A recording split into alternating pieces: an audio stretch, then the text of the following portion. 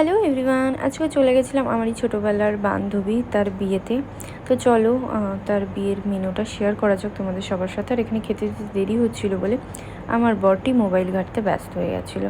তো তারপর আমাদের এখানে খেতে দিল। প্রথমে দিয়েছে সাদা ভাত, ডাল, মুড়িঘণ্ট ডাল আর আলুর চিপস। ডালটা তো অসাধারণ ছিল, অসাধারণ মানে কি অসাধারণ ছিল, মানে আমার পছন্দ হয়েছিল ডালটা। তো ডাল দিয়ে খাওয়া শেষ করতে না করতে এখানে দিয়ে দিয়েছিল কাতলা মাছ।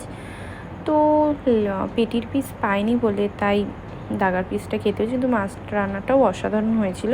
তো তারপর এখানে দিয়ে দিয়েছিল মাংস আর মাংসের সলিড পিস, যেটা আমার একদমই ভালো লাগে না, কিন্তু কি করব। তারপরে হাড়ের পিসও দিয়েছিল, আমার মুখটা দেখে গাইস মায়া হয়েছিল এই জন্য।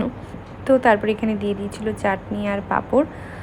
চাটনিটা খুব সুন্দর রান্না হয়েছিল, মানে না টক বেশি না মিষ্টি বেশি, খুব সুন্দর।